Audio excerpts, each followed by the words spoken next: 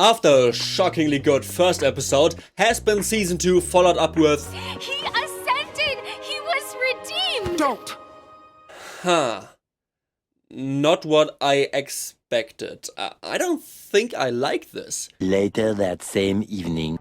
Scratch that, this episode is even better than the first one. Episode 2, Storyteller, is slow, focused, switches incredibly well between a somber and energetic mood, even playing both of them simultaneously to better bring across Pench's loneliness, and genuinely shines at everything people say VivziePop shows fail at.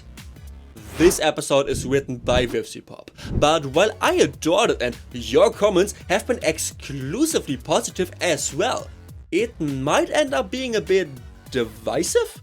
For pretty good reason.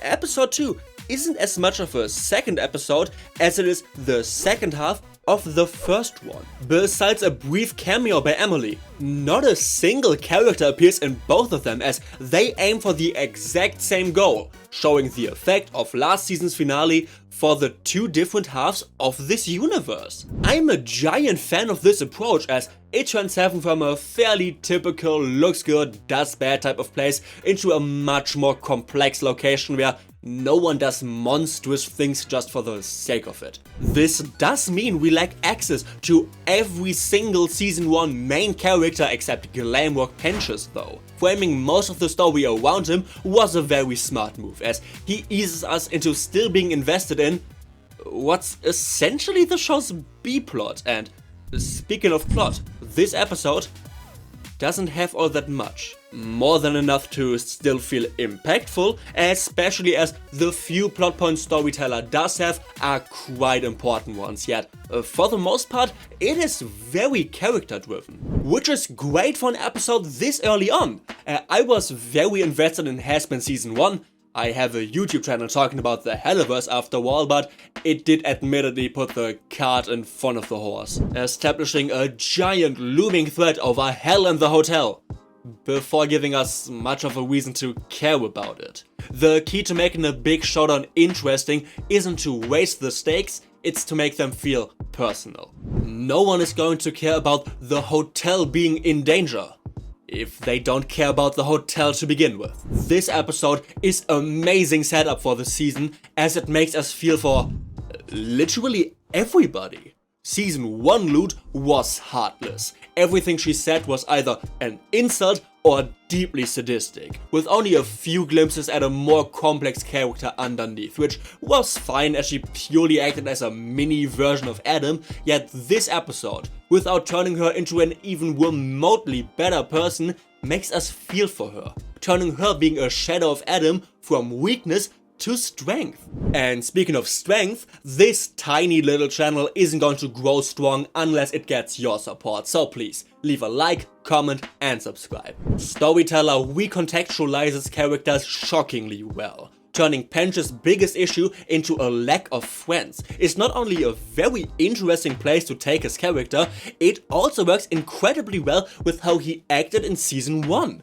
He was very awkward around people and being liked by Charlie meant the world to him.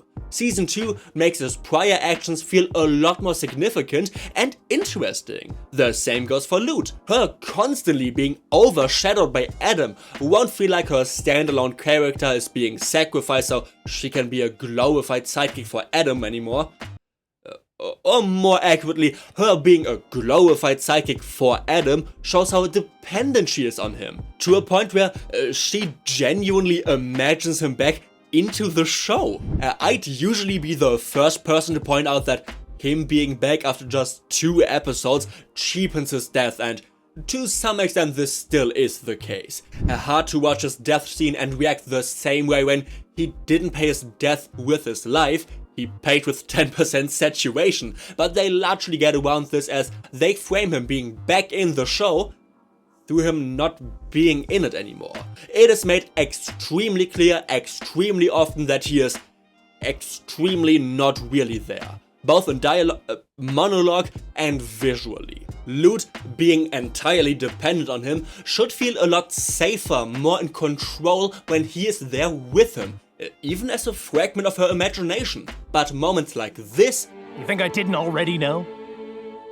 Did you? No fucking idea. If you don't know, I don't know, babe. Counteract this perfectly. Her storyline and song for that matter, Gravity is an absolute banger, is definitely the highlight of the episode. Yet there was one problem I have with it, being Lilith, who is eating apple slices and her shoe looks like a snake wrapped around her leg. Just putting that out there. She was hyped up in the second to last scene of the finale as well as last episode, so this one going, nah, just kidding, we're not going to do anything interesting with her right now, would be very disappointing or even low-key insulting, but it's such a ballsy, confident move that I can't help being very amused by it. Something I cannot say about the episode's intro. I also can't really call it the intro, as this cutscene genuinely takes 10 minutes. And I like those 10 minutes.